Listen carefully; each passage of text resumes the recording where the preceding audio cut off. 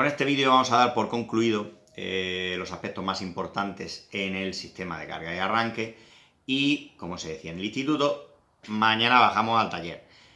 Vamos a empezar a ver temas de batería, alternador, motor de arranque, etc. Pero antes vamos a ver por encima, y digo por encima porque la mejor manera de aprender a interpretar esquemas eléctricos y electrónicos es a base de ver y ver diferentes esquemas eléctricos de diferentes fabricantes y de diferentes sistemas.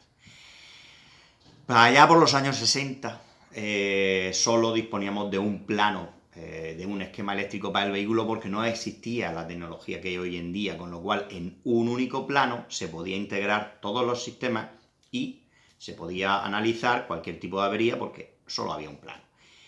Pero eso ha ido cambiando y ha ido avanzando y cada vez tenemos más tecnología en el vehículo y por lo tanto no cabe todo en un único plano, con lo cual pues se fue agrandando y entonces fueron dividiendo los diferentes sistemas eléctricos en diferentes planos. Es como si fuera una consecución, un libro de esquemas eléctricos.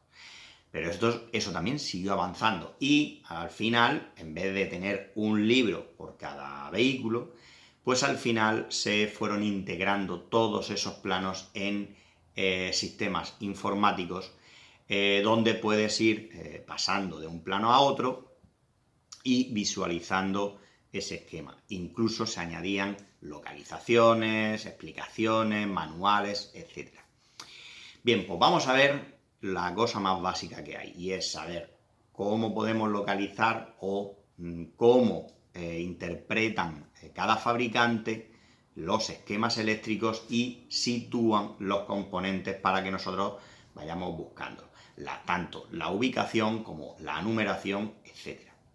Por ejemplo, aquí nos estaría diciendo que la caja de fusibles del vano motor se encuentra aquí, pero tenemos que tener en cuenta una cosa, y es que si el programa donde nosotros estamos mirando el esquema eléctrico no es el original, pues la disposición de los relés y los fusibles van a ser diferentes que en el esquema. Y el que nos indica que está en el habitáculo, pues nos pasa lo mismo, que aunque en el esquema nos lo ponga de una manera, la disposición de los fusibles puede ser que sea de otra. Pero más allá de eso, nosotros tenemos que saber interpretar la información que nos está facilitando el esquema eléctrico, y con la ayuda de la numeración de los fusibles o de los relés o de la numeración de los pines de los conectores, tendremos que saber localizar dónde está el componente en cuestión.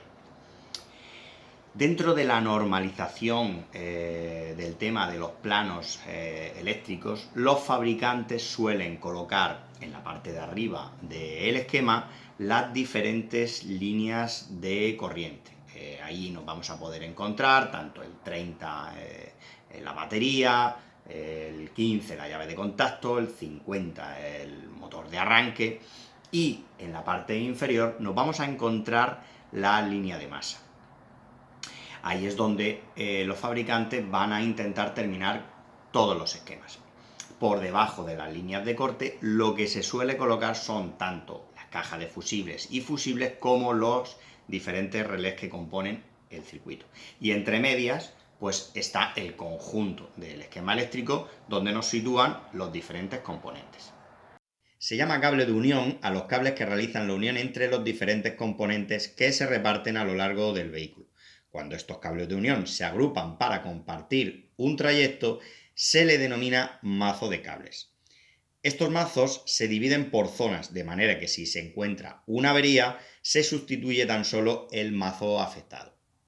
Aparte de los conectores que vamos a encontrar en los mazos de cables para unir los diferentes componentes del vehículo, existen otros conectores. Por ejemplo, este es un conector de batería, de borne de batería.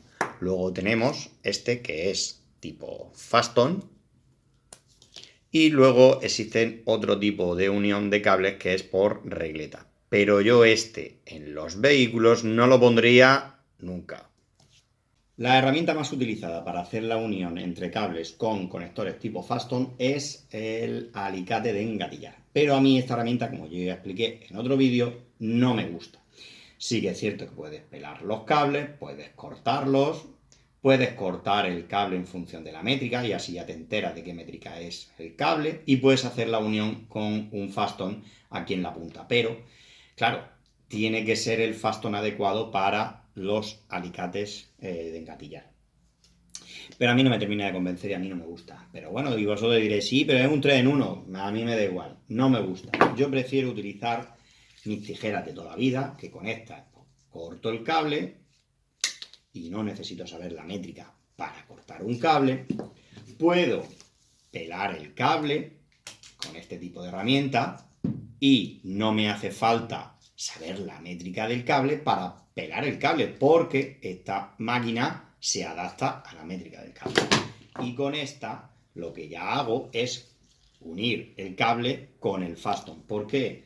Pues porque ya tiene los dientes preparados para hacer la unión entre el cable y tú solo tienes que directamente meter el cable por el agujero del Faston y apretar. ¿Y qué es lo que pasa? Pues que perfectamente solo te une la parte del Faston al cable y la parte del Faston al hilo conductor. Y esto se queda perfecto.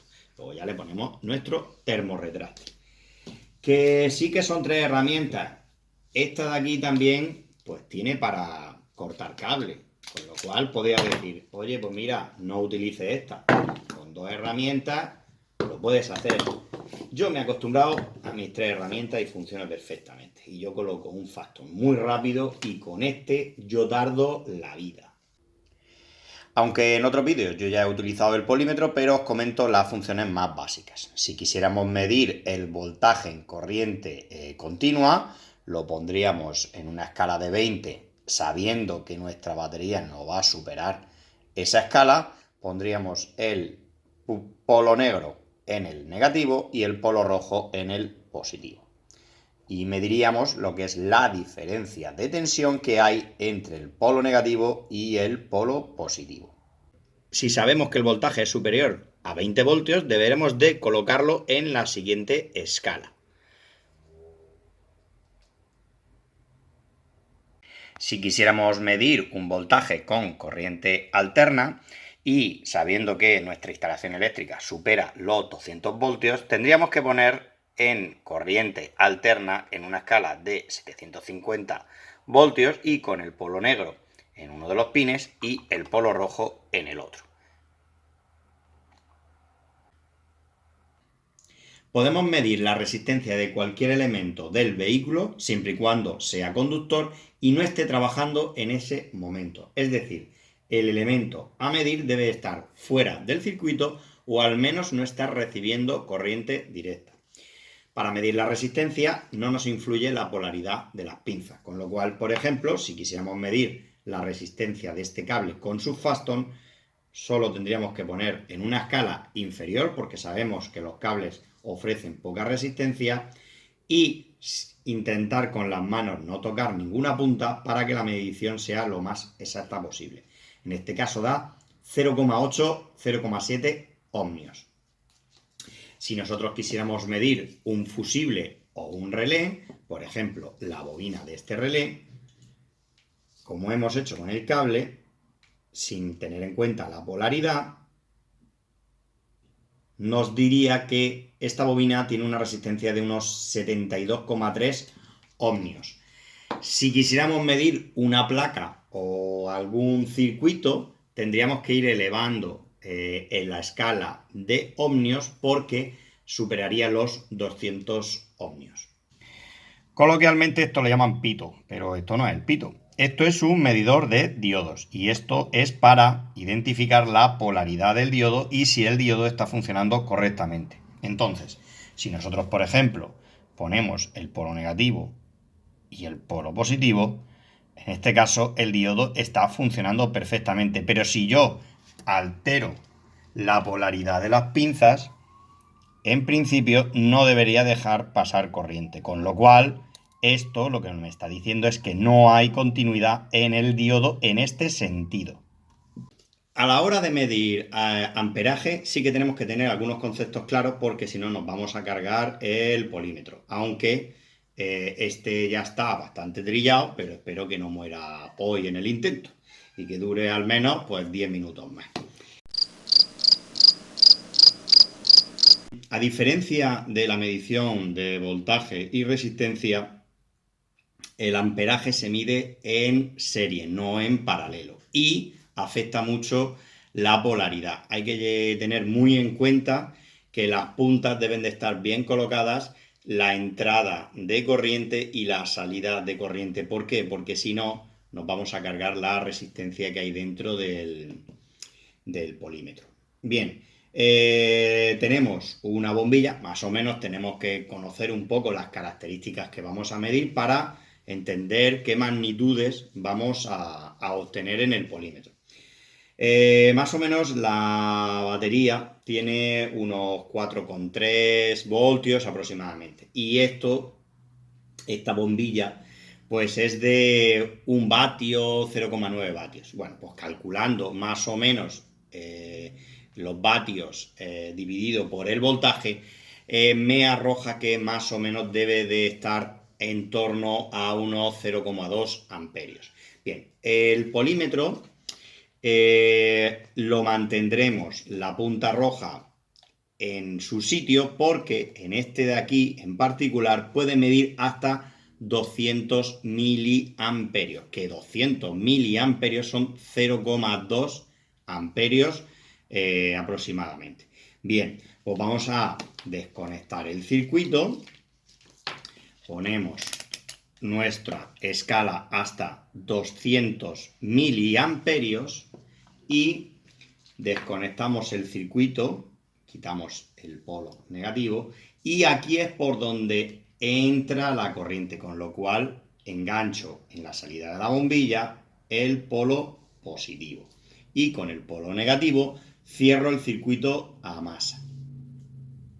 Se enciende la bombilla y si os dais cuenta llega a medir al principio y luego deja de medir. ¿Por qué?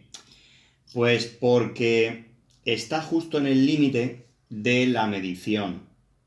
Si se mantuviera un consumo por debajo de 0,2 amperios, o sea, 200 miliamperios, podría marcarnos algo. Esto quiere decir que el amperaje se sale de rango, con lo cual lo que tenemos que hacer es cambiar la pinza del polo positivo porque supera los 200 miliamperios. Y ya tenemos que poner la escala en el de 10 amperios para decirle que vamos a medir intensidades por encima de los 200 miliamperios.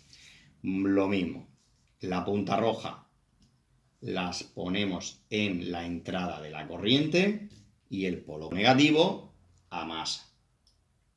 Y efectivamente nos da 0,2 amperios, justo lo que habíamos calculado. Bien, también, por otro lado, vamos a ver si se queda, existen lo que se denomina pinza amperimétrica.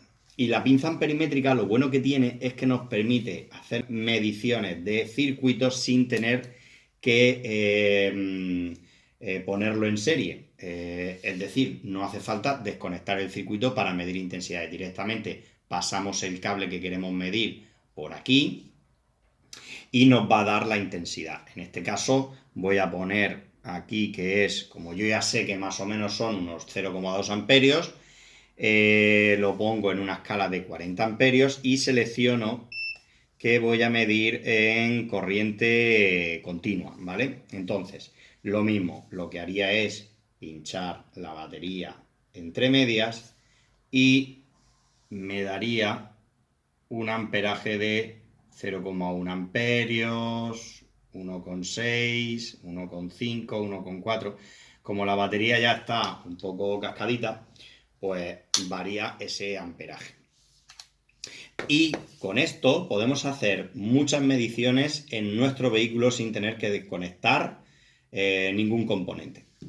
Como se ve, podemos medir el consumo de nuestro vehículo cuando está en reposo. Nos arroja que consume 0,9 amperios. Bueno, Pues esto ya lo veremos más adelante en otro vídeo, porque esto es que tenemos una fuga de corriente. Un vehículo en reposo como máximo debería de estar consumiendo 0,05 amperios. También en el polo positivo arroja el mismo valor, 0,9 amperios. Esto es mucho para una batería en reposo. Y ya por último, ojo con medir resistencias en el sistema de airbag con este tipo de polímetros. ¿Por qué? Porque lleva una pila y hace pasar corriente a través de las pinzas para saber qué resistencia opone el cuerpo que estamos midiendo. Pues ese voltaje que está aplicado en las puntas de las pinzas puede activar los sensores del aire acondicionado y saltar por los aires, con lo cual la medición que has tomado de la resistencia se te puede quedar clavado en la frente.